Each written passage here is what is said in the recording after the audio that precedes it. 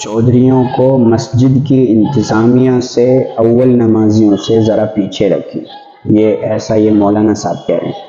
اور جن مسجدوں میں چودراہٹ زیادہ ہوتی ہے وہاں وہ مسجد آباد نہیں ہوتی، آباد ہوئی بھی ویران ہو جاتی ہے۔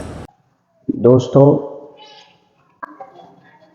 مسجدوں کے اندر اپنی منمانی کرنا، اپنی مرضی چلانا، اپنا حکم چلانا، ہر کام کو اپنی مرضی کے مطابق پسند کرنا، یہ بعض لوگوں کی عادت ہوتی ہے۔ سبھی نہیں ہوتے مسجدوں کے اندر، سبھی مقتدی ایسے نہیں ہوتے، اور نہ ہی ہر مسجد میں ایسے لوگ ہوتے ہیں۔ بعض مسجدوں میں ایسے لوگ ہوتے ہیں جو مسجد کے انتظام میں اپنی مرضی کے مطابق کام چاہتے ہیں کہ ہر کام ان کی مرضی کے مطابق ہو، یہاں تک کہ امام بھی کہ ان کی اپنی مرضی کے مطابق ہو۔ اسی وجہ سے بعض مسجدوں میں کئی مرتبہ جھگڑے فساد تک کی نوبت آ جاتی ہے۔ یہ تصویر دیکھیے آپ کہ ایک ہی مسجد میں ایک ہی وقت میں اور دو جماعتیں ہو رہی ہیں۔ جو مسجد کے ٹھیکیدار ہیں وہ آدھے الگ اپنے امام کے پیچھے نماز پڑھ رہے ہیں اور آدھے الگ اپنے امام کے پیچھے نماز پڑھ رہے ہیں۔ ایک امام کے پیچھے ان کی سب کی نماز نہیں ہو رہی، اور بعض مرتبہ اس حد تک نوبت پہنچ جاتی ہے ایک دوسرے سے بھڑ جاتے ہیں مسجد کے اندر، اللہ کے گھر کے اندر، اور ایسی خبریں تک سننے کو مل جاتی ہیں کہ گولی تک چلنے کی نوبت آ جاتی ہے۔ ہر مسجد میں ایسا نہیں ہوتا اور ہر مقتدی ایسا نہیں ہوتا، لیکن بعض مسجدوں میں کچھ لوگ ایسے ہوتے ہیں کہ مسجد کی انتظامیہ نے، مسجد کے متولی نے، مسجد کے ذمہ دار نے کوئی کام کیا تو وہ آ کر کے مسجد میں داخل ہوں گے، اور یہ پنکھا کس نے ٹانگ دیا، یہ پنکھا کیوں لگا دیا، یہ کون سا پنکھا لگا دیا، اس کی کیا ضرورت تھی، یہ کولر کیوں کھڑا کر دیا، اس کولر کی یہاں کیا ضرورت تھی، اے سی کیوں لگا دیا، اے سی کی ضرورت کیا تھی۔ کسی کی منشا ہے کہ چھت پہ نماز پڑھیں، کسی کی منشا ہے نیچے نماز پڑھیں، کسی کی منشا ہے اے سی میں نماز پڑھیں، کسی کی منشا ہے اے سی بند کر کے نماز پڑھیں۔ تو سب کی اپنی الگ الگ رائے اور اپنی مرضی کے مطابق سب مسجد میں آ کر کے اپنی مرضی کے مطابق کام دیکھنا چاہتے ہیں کہ ہماری مرضی کے مطابق سب کچھ ہونا چاہیے۔ اسی طرح سے اماموں کو بھی اسی نظر سے دیکھتے ہیں۔ امام کو بہت سارے لوگ ایسے ہیں جو امام کو امام کی نظر سے نہیں دیکھتے، امام کو ایک ملازم کی نظر سے دیکھتے ہیں۔ مسجد میں آئے، ٹنکی خالی پڑی ہے، پانی کیوں نہیں بھرا گیا، مسجد میں لائٹ کیوں نہیں جل رہی، مسجد میں پنکھا کیوں نہیں چل رہا، مسجد کی صفائی کیوں نہیں ہو رہی، بیت الخلائیں، پیشاب گھر، وضو خانہ گندا کیوں ہو رہا ہے، کہ یہ امام کی ذمہ داری سمجھتے ہیں کہ یہ سارے کام امام کی ذمہ داری ہے۔ دوستو، یہ امام کی ذمہ داری یہ سب نہیں ہوتی ہے، لیکن اگر کسی امام کے اندر اخلاص ہے، اللہ کی رضا کے واسطے یہ سب کام وہ کرا رہا ہے، بچوں کے ذریعے سے، مقتدیوں کے ذریعے سے اپنی نگرانی میں وہ کرا دیتا ہے، تو وہ دوسری بات ہے، وہ بہت اچھی بات ہے، وہ ان کا اخلاص ہے، ان کی نیکوکاری ہے، یہ ان کا تقوی ہے۔ لیکن ذمہ داری ان کی نہیں ہوتی، ذمہ داری مقتدیوں کی ہوتی ہے۔ اور دوسری بات، امام کو تنخواہ کتنی دیتے ہیں؟ بہت ساری مسجدیں ایسی ہیں جن میں امام کی معقول تنخواہ نہیں ہے، معقول وظیفہ امام کو نہیں دیا جا رہا۔ بعض مسجدوں میں تو 4,000، 5,000، 6,000، 7,000 یہ امام کو تنخواہ دی جا رہی ہے۔ مزدور کو جو ایک گارا مٹی کا کام کر رہا ہے، اس کو ایک روز میں 500 روپے دیے جا رہے ہیں، روزانہ 500 روپے ایک دن کے اس کو دیے جاتے ہیں۔ اب آپ خود حساب لگائیے کہ مہینے کے کتنے بیٹھیں گے، اور پھر ان لوگوں کی زبانوں پر یہ شکوے سننے کو ملتے ہیں کہ گھر کا خرچ پورا نہیں ہوتا.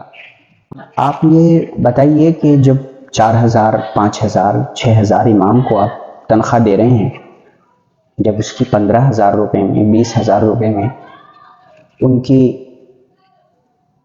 ضروریات پوری نہیں ہو رہی ہیں، اخراجات پورے ان کے نہیں ہو رہے، تو 4-5,000 6-7,000 میں امام کے اخراجات کہاں سے پورے ہوں گے؟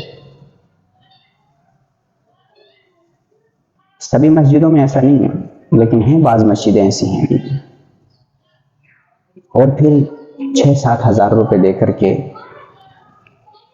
کتنی بے غیرتی کی بات ہے کہ امام کو اتنا بڑا جس کا منصب، اور اس کو ایک غلام کی نظروں سے دیکھتے ہیں، ایک نوکر کی نظروں سے دیکھتے ہیں کہ مسجد کے سارے کام اسی کی ذمہ داری، اس نے یہ کیوں نہیں کیا، یہ کیوں نہیں کیا، یہ کیوں نہیں کیا، کہ بچوں کو بھی پڑھائے، مسجد کی صفائی کرے، بیت الخلاؤں کی صفائی امام کرے، غسل خانے کی صفائی امام کرے، وضو خانے کی صفائی کرے، پوری مسجد کو صاف ستھرا رکھے، مسجد کی بجلی کو بھی دیکھے، مسجد کی پانی کی ٹنکی کو دیکھے، مسجد کے موٹر کو دیکھے، مسجد کے جنریٹر کو دیکھے، ہر چیز کو امام دیکھے. امام کی ذمہ داری ہے. 4-5-6-7 ہزار روپے میں آپ کو کوئی ملازم ملے گا جو یہ سب اتنا سارا کام کرے؟ اتنا کام کرنے کے لیے آپ کوئی ملازم رکھو گے تو 5-6-7 ہزار میں کوئی ملازم تیار ہوگا؟ کوئی نہیں ہوگا. 15-20 ہزار روپے سے کم میں اس کام کو، اتنے کام کو کرنے والا کوئی ملازم نہیں ملے گا کہ مسجد کی، پوری مسجد کی صفائی ہو، مسجد کی دیکھ ریکھ ہو، مسجد کی بجلی کی، پانی کی، مسجد کے جنریٹر کی، ہر ایک چیز کی دیکھ بھال وہ کرے. تو 15-20 ہزار سے کم میں کوئی ملازم آپ کو نہیں ملے گا. لیکن بیچارے 5-6-7 ہزار میں قناعت کر کے وہ دین کا کام کر رہے ہیں، نماز پڑھا رہے ہیں، بچوں کو پڑھا رہے ہیں، لیکن ان کو کام نہیں کرنے دے رہے. اگر یہی حال رہا دوستو تو کوئی نماز پڑھانے والا نہیں ملے گا، کوئی جنازے کی نماز پڑھانے والا نہیں ملے گا، کوئی تمہارے بچوں کو پڑھانے والا نہیں ملے گا اگر یہی حال رہا. کیونکہ اماموں کی اگر ضروریات کا یہاں ان کی ضروریات کا خیال اگر نہ رکھا جائے تو کیا کریں گے؟ امامت چھوڑیں گے.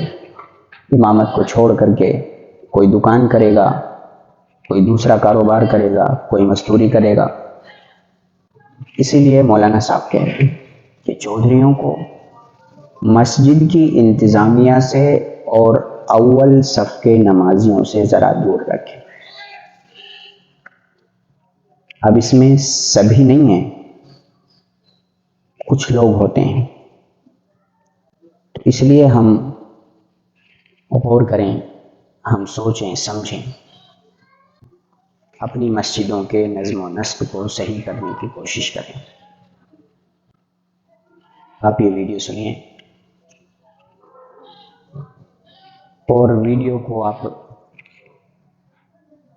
اس ویڈیو کو آگے شیئر ضرور کریں، اور چینل کو اگر آپ نے سبسکرائب نہیں کیا ہے تو چینل کو سبسکرائب کر کے گھنٹے کے نشان کو بھی دبا دیں. چدراہٹ کی نظر ہو جاتی ہے. کوشش کرو چودھریوں کو مسجد کی انتظامیہ سے اور مسجد کے اول نمازیوں سے ذرا پیچھے رکھو. سمجھ آئی یہ بات کہ نہیں؟ اگرچہ بات ہے تلخ لیکن حقیقت یہی ہے. جن مسجدوں میں چدراہٹ گھسی وہیں پر وہ مسجدیں ویران ہو گئیں.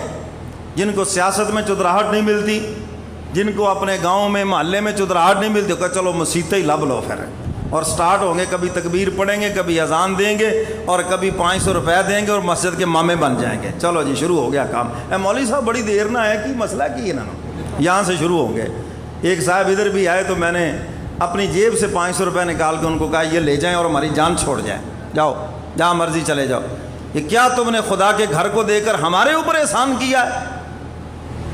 مولوی بھی تمہاری طرح کا انسان ہے. روزانہ دیر سے آتے ہو، یا تو مجھے اختیار دو جو دیر سے جمعہ پڑھنے آئے سب کے کان پکڑاؤں یہاں پر، دو ہے مجھے اختیار.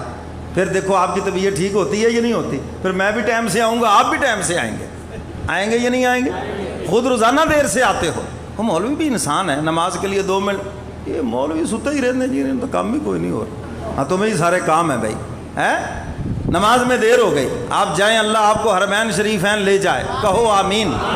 مکے اور مدینے میں کوئی نمازوں کا ٹائم نہیں، اذانوں کا ٹائم ہے. किस का टाइम है? अजान का टाइम। अजान इतने बजे होगी और इमाम जब आएगा नमाज होगी। और जो हज उम्रा करने गए उनसे पूछ लें, कभी 10 मिनट के बाद नमाज होगी, कभी घंटे के बाद होगी, कोई एक टाइम नहीं है। और जितने आइम्मा किराम हैं वो अदालतों के जज हैं, अदालत से फारग हुए तो आकर वो नमाज कराते हैं। समझ आई ये बात कि नहीं? तो असल अजान का टाइम होना चाहिए, लोग आएँ और आकर मस्जिद में तमाम से सुन्नतें अदा करें, कुरान की तिलावत करें, इमाम आए आकर उनको नमाज पढ़ा दे। ये हमारे यहाँ है कि नमाज़ों के टाइम है, सुई पे सुई चढ़ी, सब मुँह उठा के बैठे होते हैं, कब जी कब हैं, जुमा में 5 मिनट लेट हो जाओ उसको देख रहे हैं, कभी मुझे आंखें निकाल के देख रहे हैं। मैं कहता हूँ ये क्लाक ही ले जाओ, जाओ घर ले जाओ, और क्या कर सकता हूँ। वीडियो के नीचे सब्सक्राइब के बटन पर क्लिक करें, बेल के आइकॉन पर क्लिक कीजिए ताकि हर नई वीडियो की नोटिफिकेशन आपको